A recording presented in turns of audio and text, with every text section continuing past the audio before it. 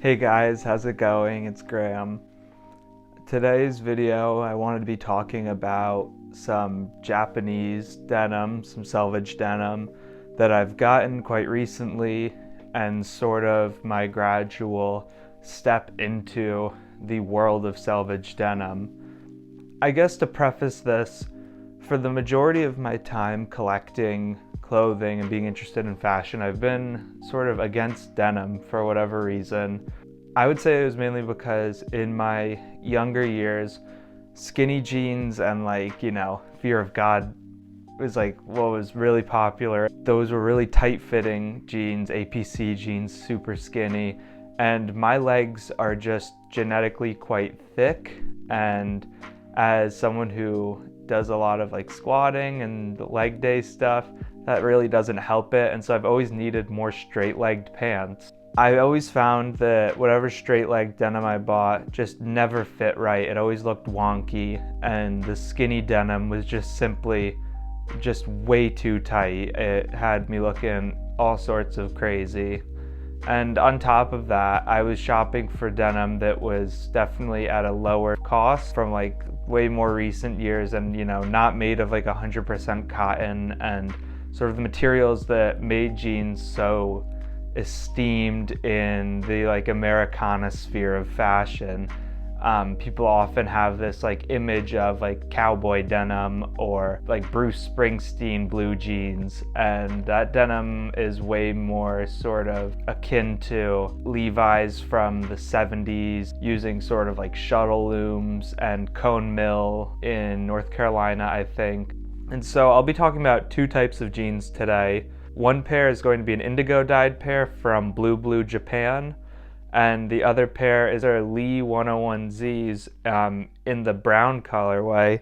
And so those aren't actually indigo dyed, just a brown pair of selvage denim. I bought the two of those, I guess, in the past 2 or 3 months, and I've been wearing them since. Beginning with the blue denim, it's a selvage denim in their slim cut. There isn't a weight on the denim, although I would say it's about as light as my Capital Smiley Trucker, which I think is an 11 ounce. It almost feels like a linen because of how light it is. I was wearing this in a bit of a heat wave in 85 degrees and had zero issues. It has a 5-pocket style to it. The blue denim has a nice sort of red stitch throughout the selvage seam of it. It actually is made out of upcycled 70s denim, and I really enjoy that because it sort of gives this older denim that was probably just sitting away doing nothing a new purpose, and doesn't just create excess waste, which is such a common theme in the luxury fashion sphere as well as fast fashion.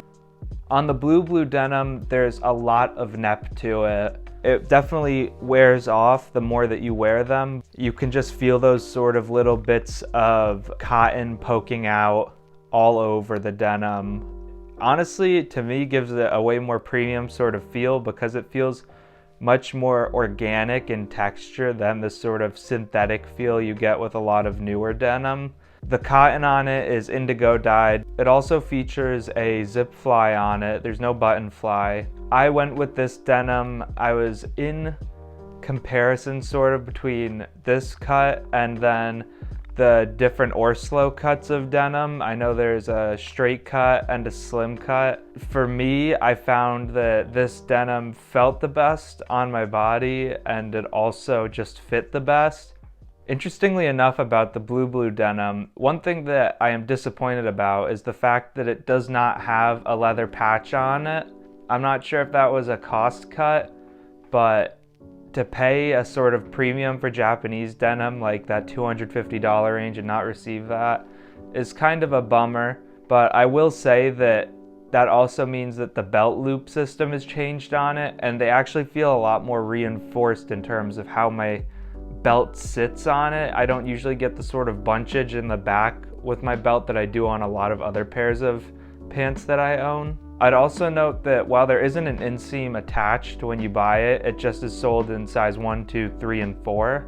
This is definitely a shorter inseam compared to some of the other denim that I've bought, but I do want to get it hemmed, and I also want to get the other pair of denim hemmed. I think cuffs can look nice, especially with the selvage on it, but I just think that in terms of looking like you just want to wear a pair of jeans and not like you want to show off a pair of jeans, it's probably better to just get the jeans cut to your size, to your fit. So next up, I want to talk about the Lee 101Z Brown Selvedge dry denim.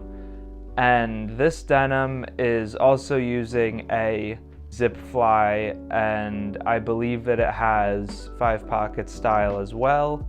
The back pockets are actually reinforced, which is really nice. There's sort of like this fabric lining inside of them that gives it a really sort of premium feel compared to my other denim. The Lee denim also came with riveted pockets. I found that there was a lot of slub to the denim and it just would sort of come off over time, but there's definitely that sort of feel that you get when you buy the denim, and it feels almost grainy, I would say, but not in a negative way. It just is something that is a part of the break-in process. I would say it's a very casual sort of pant. It's straight-legged as opposed to the slim cut blue jeans. They're 100% cotton, and I think what sort of drew me into this was, so Capital uses a lot of older Lee models as their sort of blueprint for their denim, which I think is really interesting because most Japanese Americana companies tend to gravitate towards Levi's. And with that being said, you actually get this sort of interesting spin from Lee's, modern line of clothing, where you have an ultra high quality pair of denim that is made by Lee.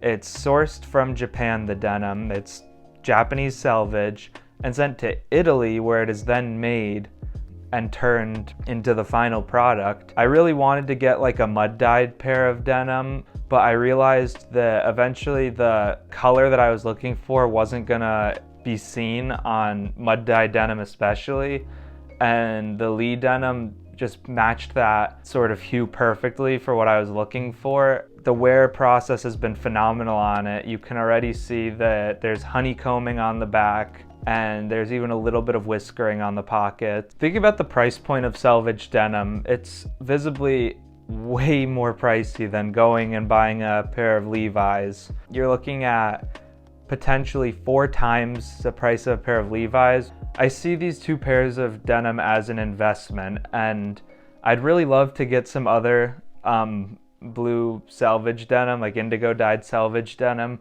but I'm really going to try and restrain myself and avoid doing that, because even though I'm curious to do it, I think the point is really you buy one pair of denim and you just wear it and it reflects who you are.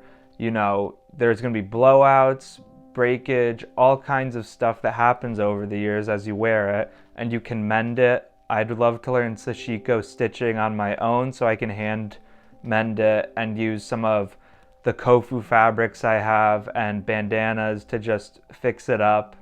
I think that there's a place for appreciating denim, but at the same time, you don't want to become just an endless consumer, always looking for the next best pair. That's really why I got 1 pair of indigo and then 1 pair of brown, and I'll just wear those as long as they last. They're thought to be very durable. That's the whole basis of selvage, is that, it has this reinforced line in it of its own fabric that's gonna keep it from fraying and from breaking up over the years and the washes. I think fashion can become incredibly costly, and you can lose track of that quick. And it's all just sort of like this message that I'm trying to make through this channel, because too many people get caught up in the online chatter and the just online marketing that you see every day.